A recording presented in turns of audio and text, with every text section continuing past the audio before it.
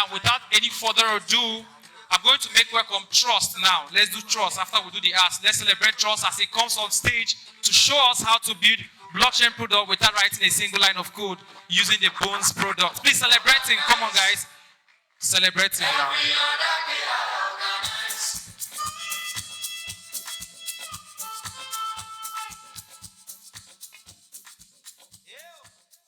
Hi everyone, good afternoon. It's a nice audience and the crowd is quite encouraging. So for the next 20 minutes, we are going to be looking at a concept that is very key to us at Bunzz. And before we go into that, I'd like to talk more about myself a little bit on the other slide. My name is Trust Onyekore. I work with the DevRel team as a Developer Advocacy Manager. Basically means I am trying to see ways where we can, next slide, where we can support developers in the Web3 space to build products without stressing and build products quickly and see how we can begin to implement blockchain tech into real life products. And so I'm not a DevRel engineer, I'm a manager instead, but I write code, but not entirely production-worthy code, just to demo and manage advocates who write the samples and also write the codes that make up the products in general. The next slide, it indicates the terms. So I will be using dApps for 3 apps as we discuss, and they all mean the same thing. I prefer Web3 apps because it's quite easier to say. dApps, dApps and dApps somehow, so I would interchangeably use those 2 terms. Low code, next slide. Low code is a time saver. For those of us who are familiar with the 3 terms, no code, low code, and code itself, yeah? So there are 3 kinds. So no code, as the term implies, no code at all. You're building applications with no code. WordPress an example, Wix is an example, no code at all. Now, the second step is low code. There is code, but not as much as in the usual coding sense. And so low code for developers is a time saver. Next slide indicates that Bunzz SDK and Bunzz in general is trying to save time for developers who are trying to write code. And next slide shows how we tend to see what we're trying to do at Bunzz. How many of us know Firebase? You know Firebase? How many persons? Okay, devs know Firebase. Firebase was a lifesaver back when I was still active writing Android codes. We had 2 options for those on the Android side. Either go and find a backend engineer who's going to write APIs for you to consume in your app, or you go and learn how to write the backend code yourself. So there was 2 options. But Firebase took all of these options away, and we were able to use Firebase to do backend authentications, Firestore, and so many other things like that. The same thing with Bunzz. Bunzz allows developers, front-end developers, to build dApps, consume smart contracts without writing Solidity code, and also helps developers who can write code to amplify the use cases on the Bunzz platform. The next slide shows one quote, it's a quote and a sentence at the same time. I always talk about this very often, and I tell developers who are from the Web2 space, who want to come into the Web3 space, that there is no point dropping Web2 to come to Web3. In fact, doing well in Web2 is linked to how well you're grounded in Web2. So you need Web2 to step into Web3. And so coming to Web3 doesn't mean you have to drop everything Web2. We're going to explain why. The aim of this talk is not just about Bunzz, but the aim of this talk is to encourage everyone who writes code in the audience to build blockchain applications. What does it mean to build blockchain applications? What does it take to build a dApp? And then we'll now go to see how Bunzz helps you to do that. Next slide, and the other slide, and the other slide. Medium, yes. So we're going to look at an architecture, what Medium is made of versus what Medium can be made of in the Web3 version. So compare Web2 Medium and Web3 Medium, and then begin to see the difference, and encourage you that you can also begin to build dApps leveraging your Web2 skills. How many of us know Medium? Or that's quite encouraging. We know Medium. It's like a blogging platform for publishing articles and all. The next slide shows first one of the things that make up Medium. First, there has to be a place to store data. User data, comments, likes, and all the database. The second is we need a back end. A back end that stores, defines the business logic. You can use the back end, Java, JavaScript, not JavaScript, Django, and the rest of them. The third is a front end. A front end for us to see articles we are reading, see who we are following, just the front end to get to know that. The next slide shows an architecture of how this looks like. If you're already in the Web2 space, building applications, e-commerce, blog, marketplaces, this is familiar to you. As a front end, JavaScript, HTML, CSS, as a back end, either Django, Python, or Java, Go, and the rest of them. Database to store your data and interact with the whole application. It's similar, not so? Yeah, it's similar if you're a Web3 developer. Now, how does it look like on the Web3 space? How can we build a similar version of what we've seen on the Medium Web2 space for Web3? Well, the first is that the front end stays the same. So if you're already a front end developer trying to come to Web2, 3 space, your skills are valid. You can still use your front end, HTML, JavaScript, and the rest of them in the Web3 space. So the front end stays the same.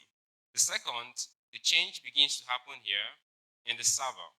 So unlike Web2 hosted on the server database, we don't host similar cases in Medium.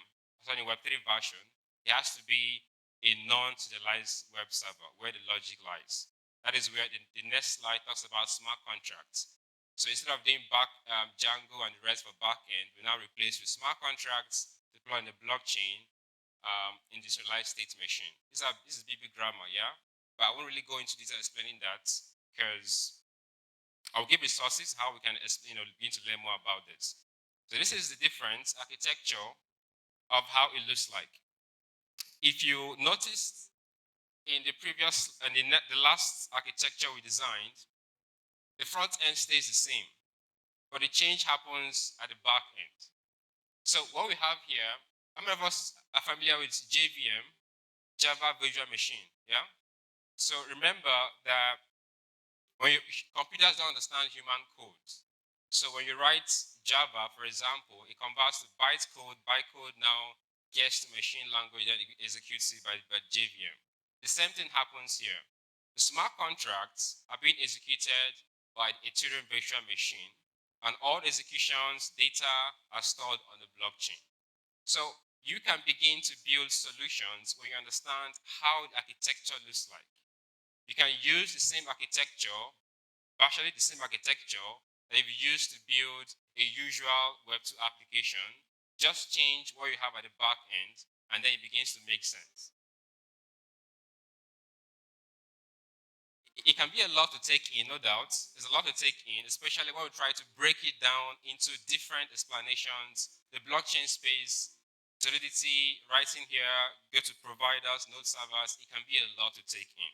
The next slide asks a question. And the answer to that question is the question says, how does the front end code communicate with smart contracts on Ethereum? The other slide gives a more brain-cracking diagram of how a more broader way of a dApp looks like. I'll try my best to explain it very quickly and then tell you why we are doing all of these things. There's a lot going on here, no doubt. There's MetaMask, we have the Graph, we have Polygon, we have providers like QuickNode, Alchemy, IPFS, is a whole lot. For the front end, to start out with the smart contracts, we need to have a node server. You can either build it yourself, which can be it can take a lot of time and may not really be accurate at some point, but you can also use a third-party provider. Like we have QuickNode, Alchemy, Infura, can use as a node server to communicate what you have on the blockchain. And then Polygon, there are 2 solutions, and then we have the Graph. All these are scaling solutions to help you grow your dApp. with this in mind, it can help you to know what parts of the entire development of blockchain applications you would like to specialize in. When you look at this and you have interest with focusing on the front end, that means that you can begin now to develop skills that focuses just on front end development. It has a GS. How can you take the smart contracts that those developers have built to interact and consume on your front end? If you prefer to go back end to develop the smart contracts, do all that, then you can fix yourself there. Or you want to become the whole full stack in the Web3 space, that's fine. It's your choice. There can be a lot in the blockchain space. No doubt is a lot. The next slide. This is one of the reasons why Bunzz is doing what Bunzz is doing. Web2 developers coming to Web3 space can be a whole lot. And so we're trying to simplify these processes, try to make it easier to cut down most of these, I don't want to call it, okay, that's not the word I would use. What's the word? Not junks, but they're necessary, no doubt. We want to really cut down most of the journey into something that can be easy for you to relate. So imagine building Web3 applications as if you're building Web2 applications. You're building a DApp with JavaScript that you're already familiar with. That's the idea behind Bunzz. And so, the next slide. Bunzz is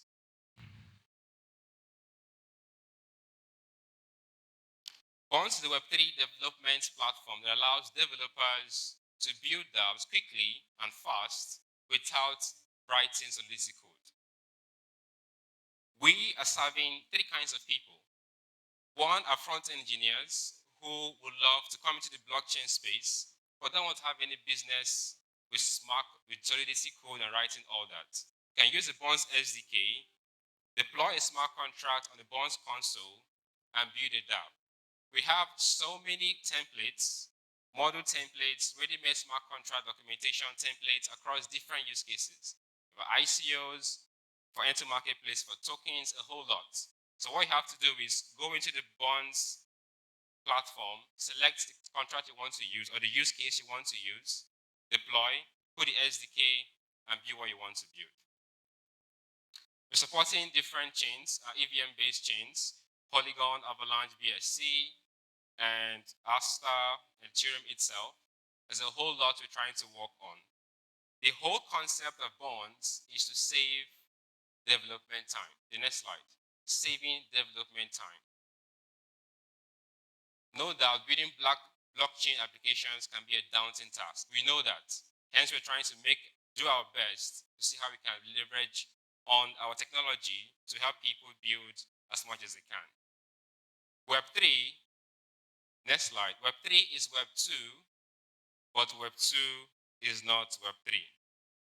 I coined it yesterday in the hotel room, and what this means is that you can find elements of Web2 in Web3, but you can't find elements of Web3 in Web2.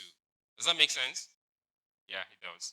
So it can be, so the comfort here is that if you're already a Web2 developer, that's very fine.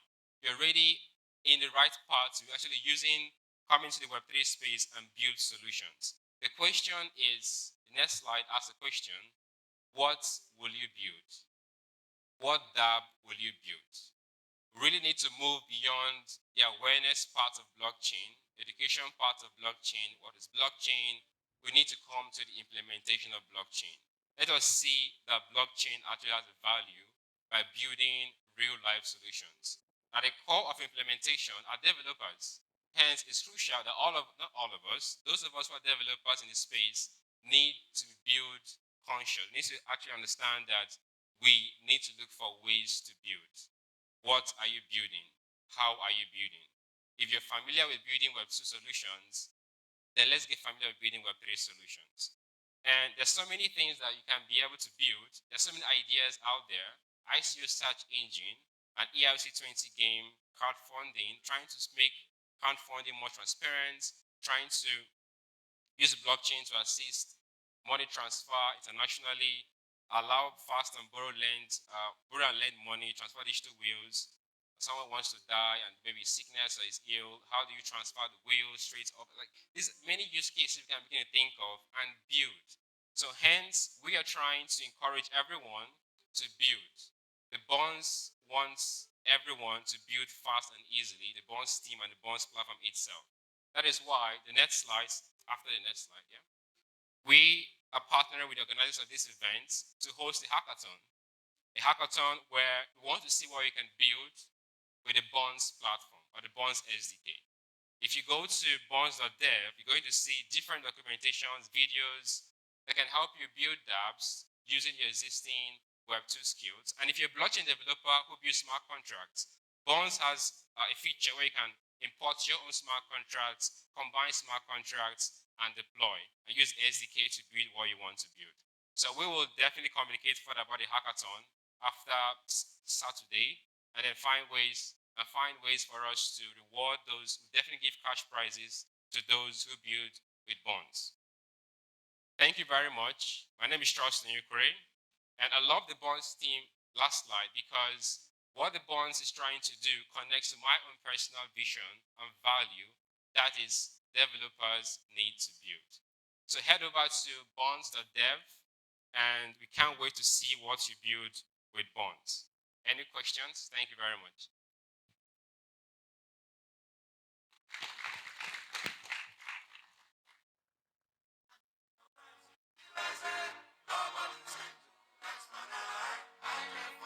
Wow, okay, questions. Yeah, I think we'll start with that. All right, thank you very much for the talk. Okay, my question is, you talked about Web2 developers finding it easy to move into Web3. So my question is, if you're not a developer already, like what kind of Web2 language can you learn so that you find it easy to move to Web3? And my other question is, if that isn't necessary, can somebody who isn't already a developer just move straight up to Web3?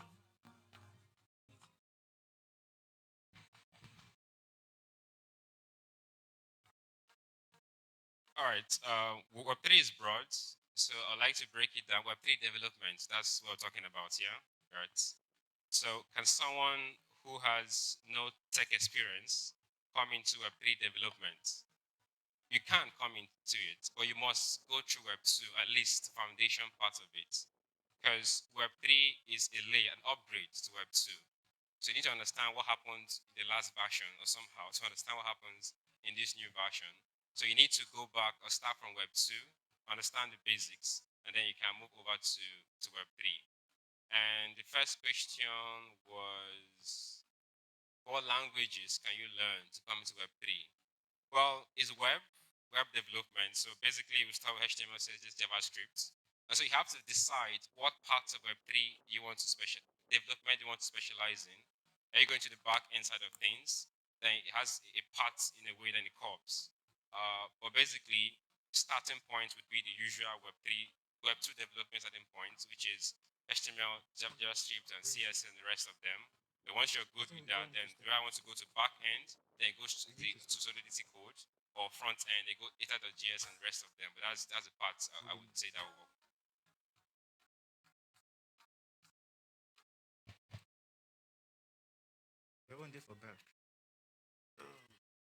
Okay, thank you very much, Mr. Trust, for that very insightful presentation.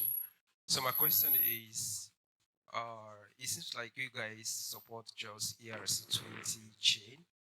I don't know if I'm correct.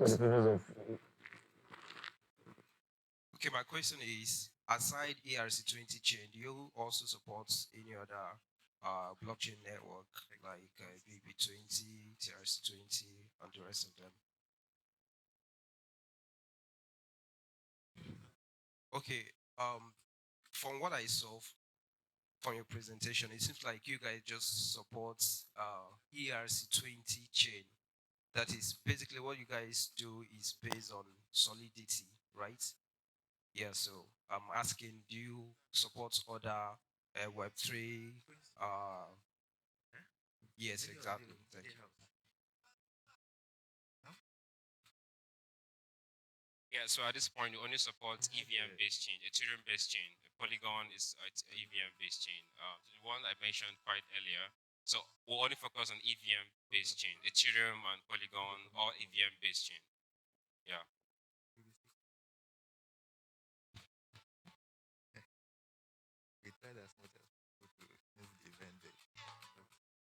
Yeah, thank you, Mr. Trust, for the whole presentation.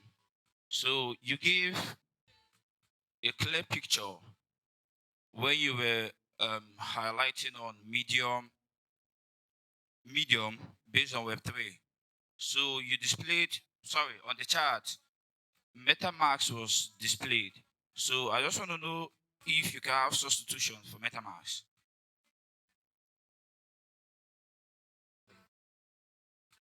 And also, does EVM works like JVM? And I want you to give more highlights on smart contracts. We all know programs are instructions. Does smart contracts also works like programs also, which are instruction? Like what's the difference between the two?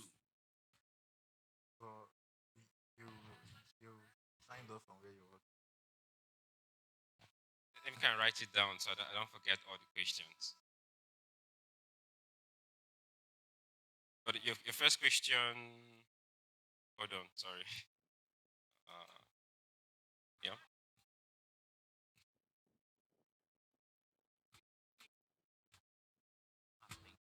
What is smart contracts? Then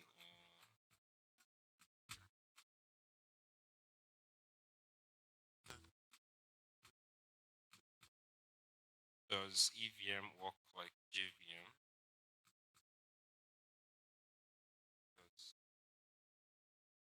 I missed the last question. I mean, the first question, I guess. Substitution for MetaMask, okay. It's EVM.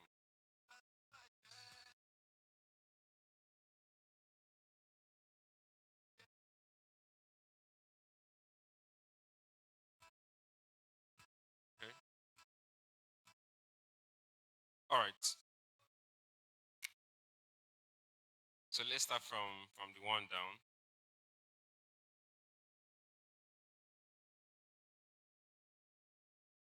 Replacement for MetaMask, yeah. So yeah, MetaMask is more popular because it can serve two purposes as a provider, node provider, also can serve as a signer, right? So I sign transaction as well. But yes, you can have alternatives. We have Wallet Connect. We have Coinbase Wallet. So for development, sorry, yeah, Coinbase Wallet, yeah. We also have other ones, which are the two I can remember. MetaMask is more popular for development, hence it's like everybody's talking about it, yeah. Does EVM work like JVM? Yeah, it does. The difference is the language used. There's a particular, if you go deep down to the architecture, there's a particular OS that runs, does it run? I think it runs the EVM. I've forgotten the exact way, but it works the same way, but the approach is different. But it works the same way. It translates the code into bytecode and then executes it. But JVM executes Java-based codes, yeah? And this one executes Ethereum-based code, Solidity codes as well for that. Last question, sorry. What is smart contracts, yeah? Smart contracts are codes. They are more like agreements written in codes that can be changed. So I get a paper and sign that I'm going to give you 500,000 there when I leave this place. And we all sign. And before the event's about to end, I sneak somehow and change it, right? And then if that was to be a smart contract, no one can change it, right? It's immutable. It can't be changed. So that's what smart contract is. We don't write it with Java. We write it with Solidity. It depends on the chain, but yeah, that's smart contract for you. Last question. Last question. I mean, questions. Someone was here before then. Okay, well, one more question. Let's take from this road, yeah? Yes, sorry.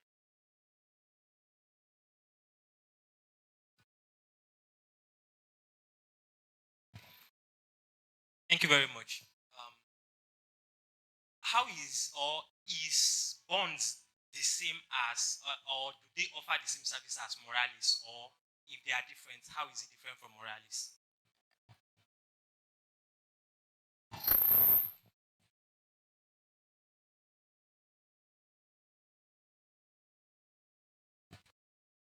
Morales is the one I'm looking. I'm trying to remember the name. Morales has a different focus. Yeah, a different focus than what Bunzz has. Bunzz is building a smart contract ecosystem where app builders or developers can use existing templates of smart contracts to build, and those who build and deploy the smart contracts get to be rewarded based on the people who use the contracts. It's a long-term plan, and it's different from what Mola is trying to do. We are all trying to simplify and help developers build apps. We have different approach to it. Our case is just to help save development time and ensure that as an ecosystem that rewards developers who build and those who give us the smart contracts all around. And somehow we're trying to move into something we call Docker for smart contracts, where it's a whole different game. But yeah, we're all working to simplify development, but we'll have different approach to it. Thank you very much, everyone.